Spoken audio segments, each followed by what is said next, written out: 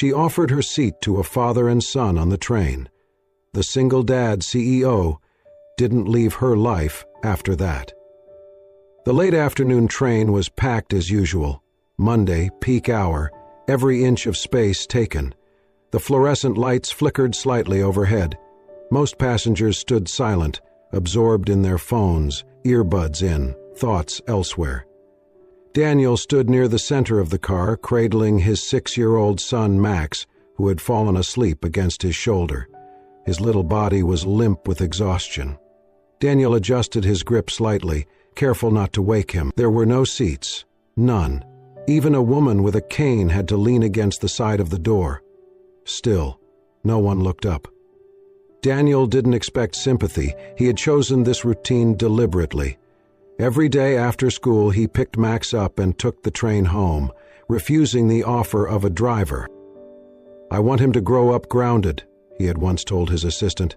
"He should know what the world feels like on the ground." But this was pushing it. A sudden jolt made the train lurch. Daniel gripped the pole with one hand, tightening his hold on Max with the other. Then, from a nearby seat near the door, a voice rose, a soft but clear tone that cut through the still air. "He looks like he could use the rest. I'm getting off in a minute anyway." Daniel turned toward the voice. A young woman, blonde hair pulled back loosely, eyes a little tired but bright with kindness, was already rising from her seat.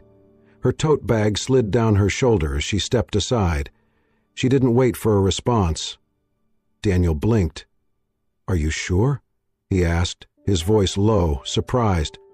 She nodded, already stepping toward the doorway area to stand. Then, a sharp ding overhead. "Attention passengers. Due to signal issues ahead, this train will be delayed approximately 30 minutes. We apologize for the inconvenience." A collective groan spread through the car. Phones lit up, heads shook. The young woman looked at the announcement board, sighed softly, then steadied herself by grabbing a hanging strap. Daniel stood frozen for a second, processing it all. He leaned slightly toward her. "You can sit. I'm okay, really." She glanced back, smiled gently, and shook her head. "He's safe, and that's enough for now." Daniel looked down at Max, whose cheek was pressed against his shoulder. Then he looked up at her again. There was no pity in her face, no need for attention, just quiet purpose. They didn't speak after that. For the next 25 minutes, she stood while others shifted and complained around her. Her gaze occasionally drifted to the window, unfocused. She didn't fidget or pull out a phone. She simply waited. Daniel sat with Max in his lap, glancing at her every so often. He couldn't help it. There was something about her. Something unbothered, soft, but unbreakable. When the train finally jerked forward again, she adjusted her bag on her shoulder and exhaled slowly. Daniel leaned forward. "Thank you," he said again, a little more firmly. She looked at him, her blue eyes clear and kind. "You're welcome." The train screeched into the next station. She stepped off quickly, blending into the stream of people exiting onto the platform. Daniel stayed seated, holding Max close. As the doors closed, he looked out at her one last time, catching the last glimpse of her blonde hair disappearing into the crowd. She hadn't asked for thanks. She hadn't waited for acknowledgement, but in that moment, he knew he would remember her. Not because of the seat, but because she had given it, like it meant everything, and then walked away like it was nothing. The next morning, Daniel stepped into the sleek glass building of a mid-sized design firm, one of his company's potential creative partners. His assistant had arranged a last-minute meeting to finalize contract terms for a branding project. He was tired. Max had woken up twice in the night, crying about a dream involving trains and missing people. Daniel had held him until he drifted back to sleep, then stared at the ceiling for an hour afterward. He barely noticed the receptionist as he walked in, but as he entered the conference lounge, something caught his attention. More accurately, someone. There, by the coffee station, pouring hot water into a mug with steady hands, was the woman from the train. She looked slightly different in her office attire, still simple, her blonde hair now clipped back, a soft cardigan over a plain blouse, but it was unmistakably her. Daniel paused mid-step, his mind filled with the memory, her hand reaching for the overhead strap, her voice saying, "He's safe, and that's enough for now." She was here, and apparently working in the very company he was about to finalize a partnership with. She didn't notice him. She placed the mug on a tray and walked it over to a nervous young intern who had just been scolded by a stern man in a navy suit, clearly a superior. "Hey, take a breath," she said softly to the intern. "You're doing great. One mistake doesn't erase all your good work." The intern blinked back tears and nodded. The man in the suit glared, but Lily remained calm. Daniel watched it all from behind the glass wall, saying nothing. Throughout the meeting, Daniel found himself stealing glances outside the conference room. Lily never stopped moving, delivering printouts, organizing notes, offering soft reassurances. She never raised her voice, never pushed for attention, but her presence was constant and comforting. When the meeting concluded, Daniel stood by the exit as the others filed out. Lily came in briefly to collect the leftover materials. Their eyes met, briefly. She smiled politely, the way you'd smile at any stranger in a suit. He said nothing, just nodded. That evening, back at his own office, Daniel sat at his desk long after most of his staff had gone home. He pulled open the company's internal contact list and found the name, Lily Hart. There was an anonymous suggestion box for internal morale notes. Most people used it to complain about slow Wi-Fi or stale bagels. He clicked it open and typed, "You made the worst morning of my week a little more human. Thank you, Miss Seatgiver." He hit send. The next morning, Lily arrived at her desk to find a small white paper bag neatly folded on top of her planner. Inside was a freshly baked scone, blueberry, still warm, and a note written in careful handwriting. "You deserve to start your day with something warm." There was no name, no signature. She looked around, slightly startled. The rest of the office was its usual mix of tired yawns and shuffling feet. No one seemed to be watching her. She turned the note over. Blank on the back. She smiled, just a little, and tucked the note into the back pocket of her planner. It had been a rough few days. Her mother's hospital bills had piled up, the landlord had called again, and she had started to fear that her contract at the firm wouldn't be renewed. But this tiny kindness, it shifted something inside her. Later that day, the same stern supervisor berated another junior employee during a presentation. Lily quietly stood up, walked to the young woman's side, and handed her a missing document the boss had been demanding. "Here it is," she said, voice steady. "No need to yell. We've got each other's backs here." The tension in the room eased just slightly. From outside the hallway, Daniel watched through a crack in the door, unseen.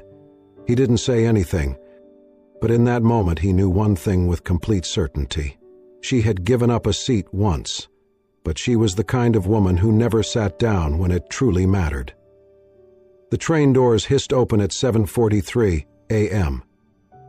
Lily stepped inside, squeezing past commuters in suits and teenagers with oversized headphones. Her cardigan, slightly faded at the sleeves, hung loose over her shoulders. In one hand she held a styrofoam container from the charity kitchen, breakfast she hoped would last her until tomorrow. Her eyes, lined with exhaustion, scanned for a handrail. She clung to it, swaying as the train lurched forward. With her free hand she opened her phone. A new message from the landlord. Final notice. Payment required by Friday. She switched apps. The hospital bill had updated. The total climbed by another $620.00 overnight. Lily sighed and quickly typed a message to her little sister. "Don't drop your class. I'll figure something out. I always do." She tucked the phone away, jaw tight. Her stop was 10 stations away. 10 chances to think of a miracle. At Station 7, a small tug on her sleeve broke her thoughts. "Hey!" A familiar bright voice chirped. Lily looked down. It was the boy from the train, Max. His eyes sparkled with recognition as he pointed excitedly. "You're the lady from the train! The one who gave me your seat!" Lily blinked, surprised, then broke into a warm smile. And you're the sleepy little guy who needed it. Max beamed. I wasn't sleepy, I was just resting my eyes. Daniel stood a few feet behind him, his expression calm, but his eyes held a flicker of something, recognition, and something gentler beneath it. Good morning, he said, giving Lily a respectful nod.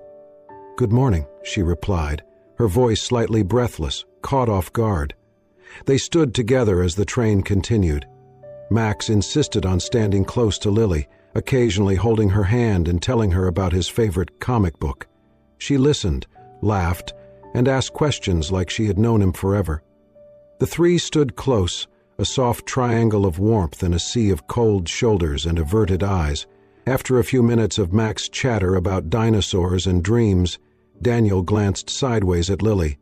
Her smile was bright, but there was something off, a tension around her mouth, a tightness in her brow. He waited a moment, then asked gently, "Rough morning?" She blinked at the question. Her smile faltered, then dropped altogether. "A bit," she admitted, then looked down. "My mom's in the hospital. She's been there a while." "I'm sorry," Daniel said, sincerely. "She's stable," Lily added quickly, almost defensively, "but the bills are piling up and I'm just trying to keep up." Daniel studied her face, how hard she was trying to sound okay. "And work?" he asked. "I'm on contract. It ends soon," she replied, trying not to mess it up, but, "Yeah, it's a lot." Daniel nodded slowly, saying nothing else, but the lines between his brows deepened. When the train neared her stop, Lily gently pulled her hand away from Max's and smiled. "Thank you for brightening my ride," she said. Max grinned. "Are you riding again tomorrow?" "I might be. We'll look for you," he called out as she stepped off. Daniel watched her walk away, disappearing into the crowd. That afternoon, back in his office, Daniel sat quietly for a long time. Then he opened his laptop, pulled up a secure medical assistance system, and typed in Margaret Hart. It took some work, but he found the hospital. He contacted their billing department directly. "I'd like to anonymously settle the current outstanding balance," he said. "Please ensure no identifying information is shared." The hospital staff complied. 2 days later, Lily returned to the hospital during her lunch break, a small wad of bills in her purse, every dollar she had scraped together. "I'd like to make a payment for Margaret Hart," she said. The clerk tapped on her keyboard. "Oh," she said, glancing up. "It looks like her account was paid this week, in full." Lily froze. "What? By who?" The woman smiled kindly. "An anonymous donor. Sorry, we can't say more." Lily stood still for a moment, then stepped outside. She leaned against the hospital wall and pressed a hand to her heart. Someone had helped, and not just a little. They had saved her mother's treatment for the week, for no reason, without asking anything in return. The next morning, the train pulled up again, and so did Daniel and Max. Lily stepped on, her steps lighter than usual. "You look brighter today," Daniel said. She grinned. "Someone paid my mom's bill, an anonymous donor. I don't know who it was, but they gave us time and hope." Daniel didn't respond right away. He just watched her quietly. "I believe kindness ripples," she said. "I want to be that ripple for someone else, someday." Daniel looked at her with a softness that hadn't been there before. "You deserve good things, Lily," he said gently, "even when they come from strangers." Lily paused, her breath caught, just for a second. She met his eyes, and for the first time in years she felt something stir, something warm and uncertain, but real, a connection, a beginning. The meeting room buzzed with tension. Greg, the department head, paced in front of the projector screen while the rest of the staff sat silently, eyes flickering between documents and coffee mugs. A nervous intern fumbled a report, causing a light thud. Greg snapped. "Maybe if you had half a brain you'd know where page 2 is," he barked. The room froze. Lily looked up sharply. Her chair scraped slightly as she stood. "Sir, that's not okay," she said, voice firm but calm. "We're all under pressure, but basic respect is non-negotiable." Greg turned to her slowly, eyebrows raised. "Excuse me?" "You humiliated her in front of the entire team," Lily continued, gesturing to the intern, who now stared at the floor, blinking back tears. "That's not leadership." Greg's face darkened. "You think you're in a position to lecture me?" "I think I'm in a position to say what's right," she said quietly. "Pack your things, Lily," he snapped. "You're done here." Silence fell. No one moved. No one spoke. No one defended her. Then the glass door opened. Footsteps, quiet but decisive. Daniel Carter stepped into the room, his presence like a sudden cold wind. Everyone turned. The color drained from Greg's face. "Mr. Carter, sir, we didn't expect you until—" Daniel raised a hand, cutting him off. He looked directly at Lily, who stood still, trembling slightly but with her chin high. He turned to Greg. "You're firing the only person in this room brave enough to stand up for someone else," he said, voice low and sharp. "You've just lost your best asset." Greg opened his mouth, but no words came out. Daniel's tone was calm, measured, but it hit like thunder. "Let me be very clear," he continued. "Respect is not optional in any workplace I associate with. If your leadership style depends on silence and fear, then I will take my business elsewhere." The staff shifted uncomfortably. Greg swallowed hard. Daniel turned back to Lily. Their eyes met. In that second, everything shifted. Lily's mind spun. He's the CEO? He's that Daniel Carter? Her heartbeat pounded in her ears. She felt like she was watching from outside her own body. He remembered her. He stood up for her. And he didn't just do it privately, he did it in a room full of people who never had. After the meeting, Daniel caught up to her near the elevator. "I meant what I said in there," he told her, quietly. "And I have a proposition." Lily blinked. I'm just someone who gave up a seat." Daniel gave a small smile. "No, you're someone who doesn't sit back when things go wrong. That's the kind of person I need." She looked at him, really looked at him, for the first time. There was no corporate armor in his gaze, just sincerity. She swallowed hard, nodding. "I don't know if I'm enough for what you do," she said, almost in a whisper. "You're enough," he said. "You were the moment you stood up today." They shook hands in the hallway, her palm still trembling in his. Around them, a few employees lingered, watching in awe. One whispered, "Is that her? The woman from the train?" The girl who always brought 2 coffees to morning meetings, even when she barely had enough for lunch. The quiet one who smiled, even when no one noticed her. Now she was the woman the CEO personally offered a job to. It was not the fairy tale of a prince rescuing a commoner. It was something better. It was recognition. And Lily had never felt more seen. Lily had become a familiar presence in Daniel's home. Most evenings, when he had to stay late at work, she would come over to watch Max. She cooked simple dinners, mac and cheese with a hint of nutmeg, vegetable soup the way her mother used to make it. Max adored her.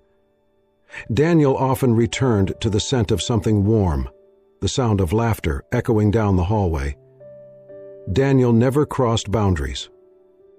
He remained polite, respectful, often silent, but there was a depth in his gaze when he watched her pour juice or braid Max's hair before bedtime. Sometimes he would offer her tea and they would talk about Max, books, even the absurdity of subway delays.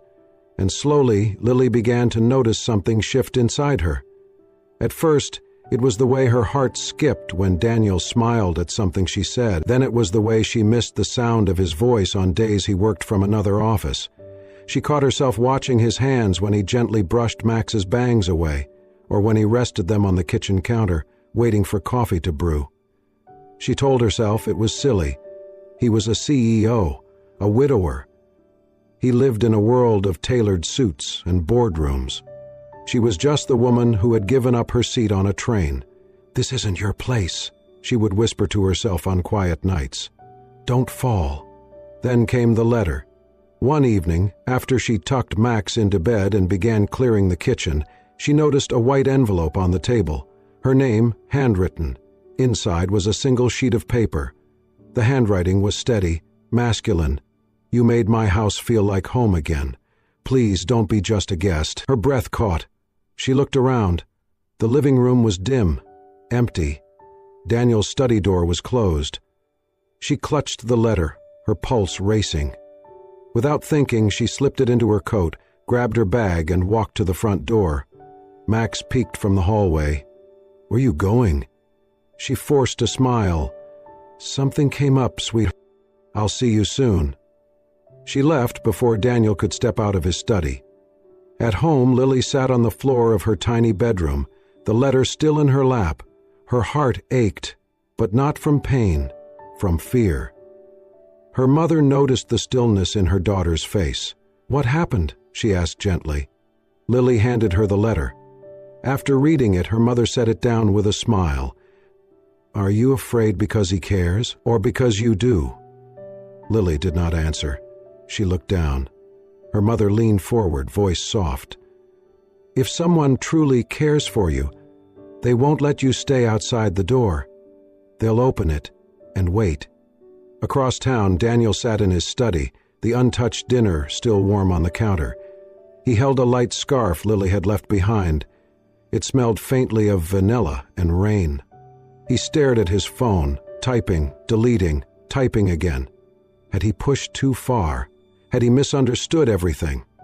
He opened his messages again and typed, "If I scared you, I'm sorry, but I've never been more certain about someone." Then he didn't send it. At the same moment, Lily picked up a pen and began to write. She wasn't sure if she would send the letter, but her hand moved as if it had waited too long to speak. "I never thought I'd matter this much in anyone's home," she wrote. "And it terrifies me how much yours has started to feel like mine."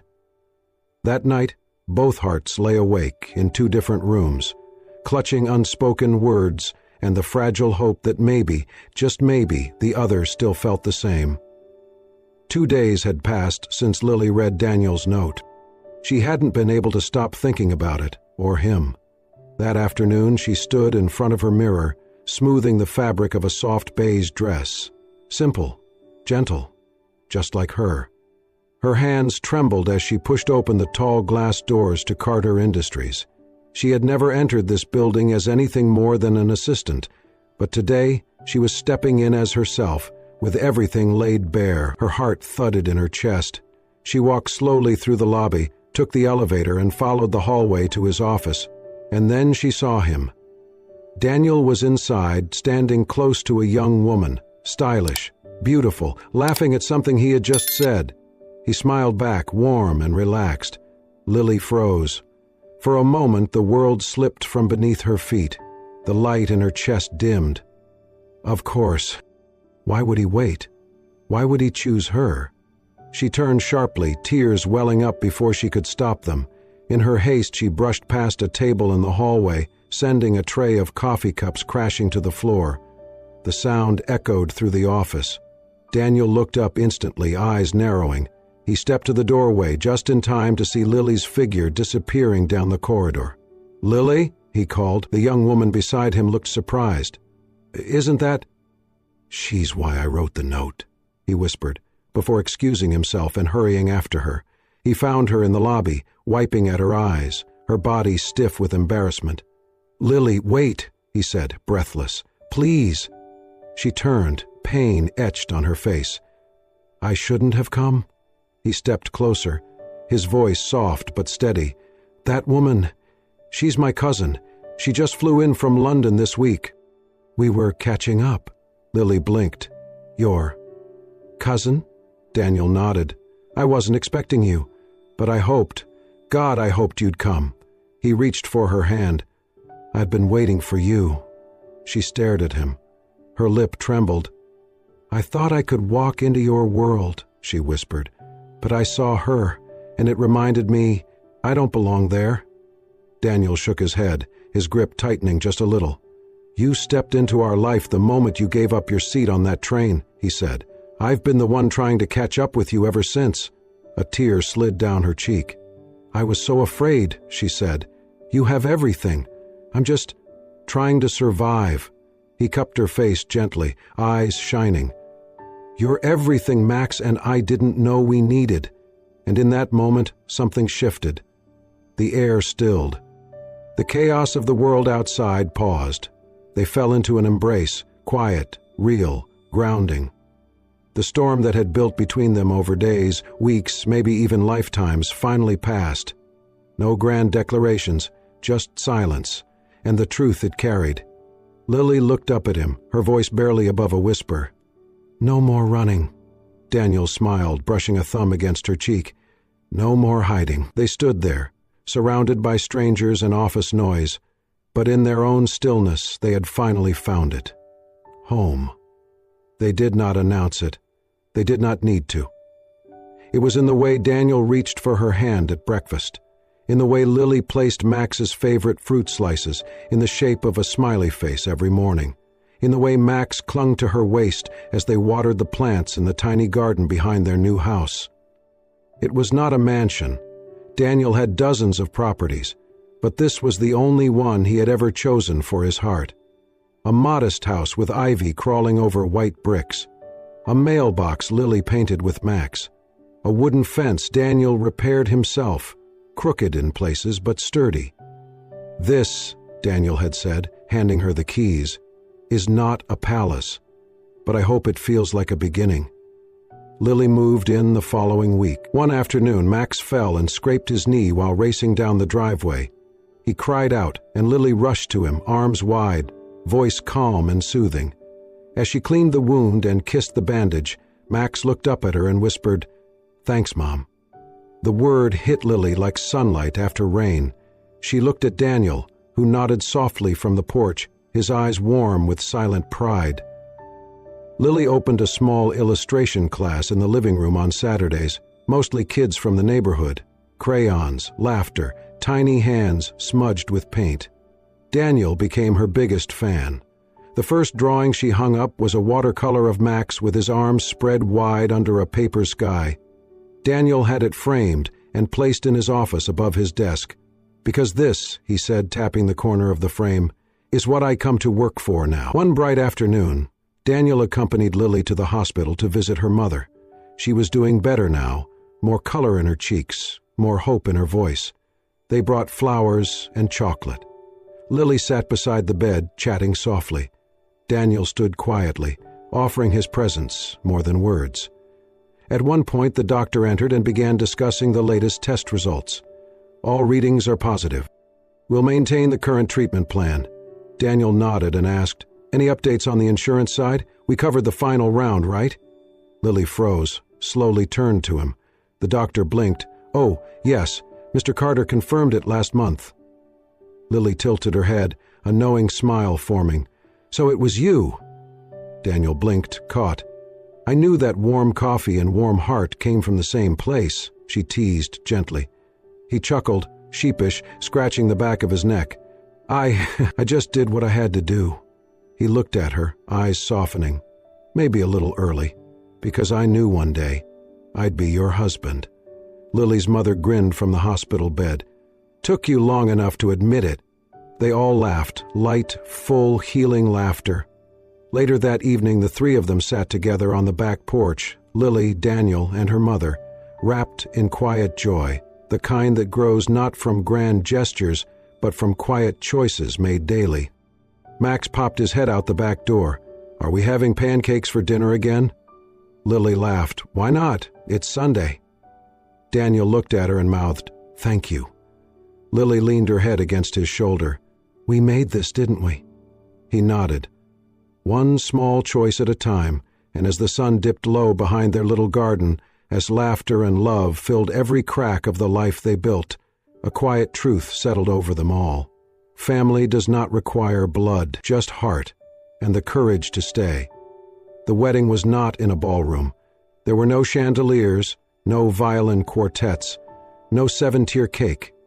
Just a garden, blooming quietly behind the house, where Lily and Max once planted vegetables in crooked rows and laughed over muddy hands.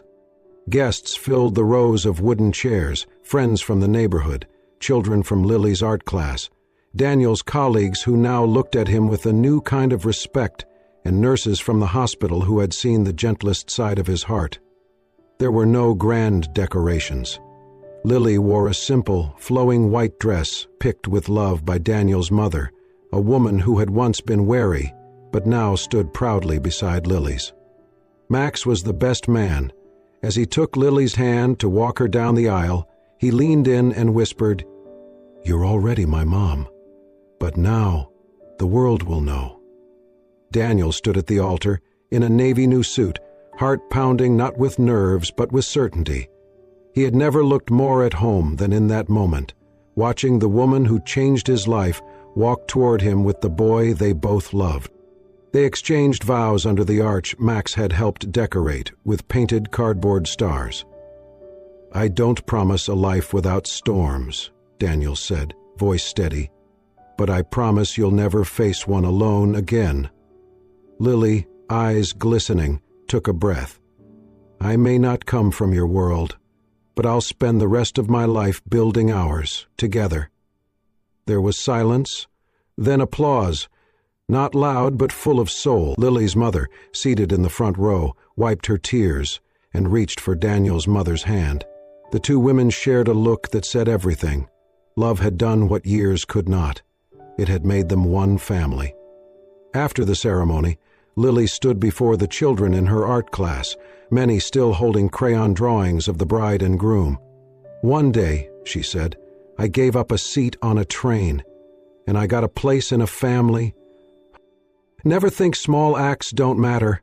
She turned and embraced Max and Daniel, her arms encircling the two hearts she never dreamed would belong to her. Daniel leaned in and whispered into her ear, "Turns out, the best seats in life are beside the ones we choose to love."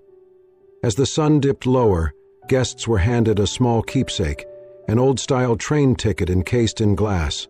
On it were the words, "Love begins when someone gives you a seat and stays." The camera spun gently through the garden, laughter, clinking glasses, children running barefoot, an old radio playing classic love songs. And then it was morning. Lily stood in the kitchen, pouring coffee as light poured in through the windows. Daniel, outside, hammered away at the fence, half competent but fully committed. Max zipped by on his bike, helmet askew, laughter trailing behind him like wind. Lily looked out the window and whispered, "We weren't born a family." Daniel came in behind her, wrapped his arms around her waist, and replied softly, "But we chose to become one." From the yard, Max yelled, "And I wouldn't trade mine for anything." The camera paused on the living room wall. There, framed in a place of honor, was a picture of the three of them on their wedding day. Below it hung an old pressed train ticket, the seat that started it all. Thank you for staying with us through this heartwarming journey. From a single act of kindness on a crowded train, to a love that rebuilt a family and restored a home, Lily and Daniel's story reminds us that the smallest decisions can lead to the biggest blessings. That courage can be quiet, and love often enters not with fireworks, but with gentle hands and a place beside you. If this story touched your heart, made you smile, or maybe brought a tear to your eye, click subscribe, share this story with someone you love, and remember, the seat you offer today might be where love finds you tomorrow. Until next time, take care of your heart, and keep believing in beautiful beginnings.